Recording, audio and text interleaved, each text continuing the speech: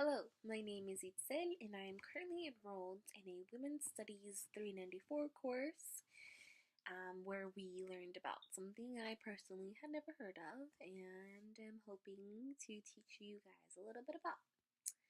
So, I wanted to talk to you guys here on the internet about something called cyberfeminism. So basically, it's essentially the same thing as feminism, but it takes place in cyberspace.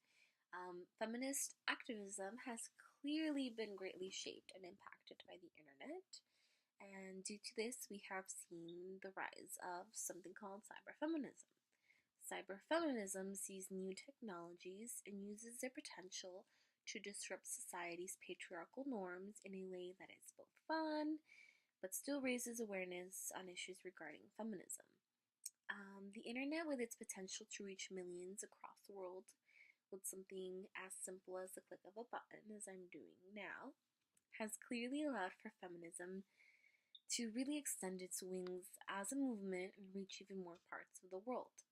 The cyberfeminist movement has taken flight everywhere, and one of the countries where it has clearly taken the flight the most is Australia. Through forms of influential media artworks by feminist artists released in the 1990s, and although that is kind of dated, I would say it's still very relevant because this movement was led by Australian artists like Elizabeth Gross and Susan Hawthorne, who clearly exemplified through their artwork just like what feminism is about. And I don't think that's something that can change very much when we continue to have gender inequality. Um, One of these artworks was the VNS Matrix, which was titled The Cyber Feminist Manifesto for the 21st Century and was released in 1991. I'll go ahead and try to insert a clip of it right here.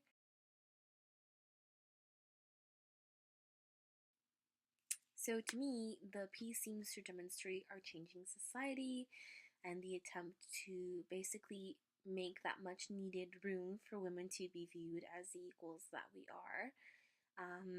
The manifesto states in one part, "We are the virus of the New World disorder, rupturing the symbolic from within. Saboteurs of Big Daddy mainframe. The clitoris is a direct line to the matrix." Basically, I took this manifesto to mean that the women artists were basically trying to state that the internet isn't just going to be a place for more men's voices to be heard, but it's going to be a place for women's voices to be heard. Something that is very evident today thanks to the women before us who, like the artists of a cyber feminist manifesto for the 21st century, established ground rules, like a platform for more and more women to basically see the true potential of cyberspace. One thing that I find very inspiring and empowering about cyberfeminism is the way that it allows women from all around the world to become braver and share their stories and opinions like they never have before. Because the internet not only allows them to speak to large audiences about issues they may be facing in their part of the world, but it allows them to voice their opinions and concerns from the safety of their homes, especially if they feel like they live in a part of the world where they'd face hostility for expressing their frustrations or for fighting for their rights. And I mean, another great thing is that if they do blogging or something, they can post these articles under different names and nobody would really know, just very similarly in the 19th century and 18th century, female writers would write under pseudonyms because they were fearing prosecution for having written a novel, which is kind of bizarre, but still something that happened. One of the ways in which feminism is helped by cyberfeminism is through blogging and vlogging, as I coincidentally happen to be kind of doing at this moment. One particular article comes to mind when discussing the true impact that the internet has made on feminism when it comes to blogging. This is a quote by Marv Argees. I'm not too sure if I said her name correctly or his name. The title of the article is "Race, Sexuality, Cyber Activism, and the Legacy of Rashawn Brazel." In the article, Varghese discusses the ways in which blogging has basically opened up the doors for people who would otherwise be ignored, and it basically gives them like a place to be heard. A direct quote from the article begin quote, in a number of concrete ways, blogging represents a new media technology that enables people from marginalized groups to communicate with each other, share information, and form powerful networks of belonging that can function both within and outside cyberspace.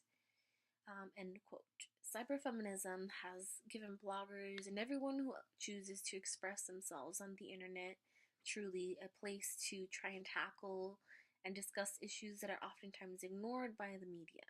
Um, Cyberfeminism has helped women and men everywhere be part of a movement to create gender parity from whatever part of the world they may belong in or be in.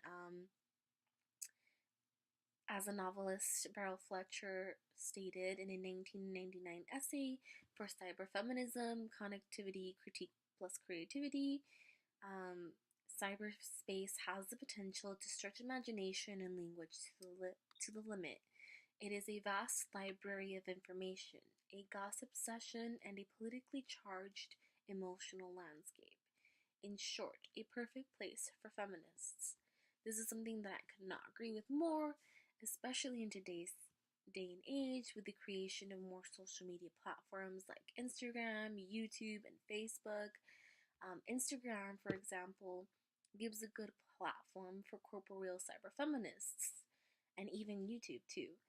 In other words, a feminist that rejects leaving the body behind and rejects viewing cyberfeminism as a simple extension of the body, but instead incorporates both concepts. So basically, cyberfeminists, corporeal cyberfeminists, attempt to kind of demonstrate that, okay, yeah, this is cyberspace, but it's kind of like still like, we're still human bodies, we're still like functioning, thinking human beings.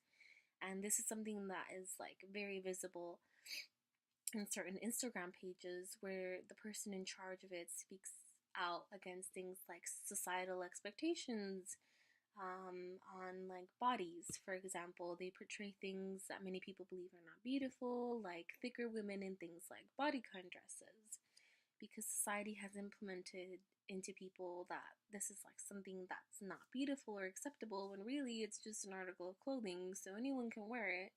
I mean, truly, it's not something so significant that it'll change the world in some way. Although many people view cyberfeminism as something of the past, I think it's still going on and should continue to be fueled through the new platforms of social media like Instagram, YouTube, and Facebook. YouTube especially is an amazing platform for women, one of these being Lacey Green, who talks about things like women's reproductive rights and normalizing women's sexuality. Women like her continue fueling the cyberfeminist movement with their work, in my opinion, and I want to go back to talking about blogging because I really think that blogging is a very important way in which the cyberfeminist movement can and will continue to be fueled. I personally think that blogging is a very effective method because there's so many like different places where people can write blog posts or even just posts. There's like Tumblr, which we've used in this WST course of mine. There's Facebook, where you can post things like that. There's academic journals that are posting people's blog posts. There's just so many like different platforms for people to write blogs or just like spread what they have to say about feminism and other things, that I think it's just really important to emphasize in blogging. And one particularly interesting blog that we discussed in the course and that I had actually previously heard of and read was that belonging to Mechin Kasana. I'm not sure if I pronounced her name correctly either. She basically not only writes pieces discussing what it's like to be a woman, but what it's like to be a Muslim one, amongst other things. Her writing is truly beautiful and rather eye opening.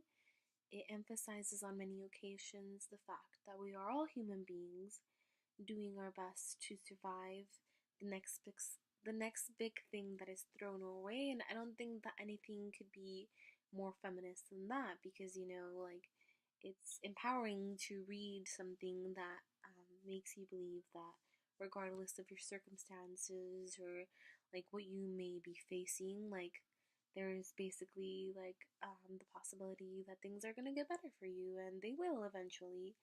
um, Feminism is something that I think can be fought for and discussed in many ways. So why not through cyberspace? And that's what I think is the really amazing thing about cyberfeminism. It gives people like not just one platform, but many solid different platforms in which like they can spread the feminist movement and basically support it actively and educate people who might not know what feminism is, because there's a lot of misconceptions about what feminists are like and what feminism is. I overall hope that you found my video to be informative, and I hope that maybe you also feel motivated to make a video about something like cyberfeminism in order to spread the the feminist message some more.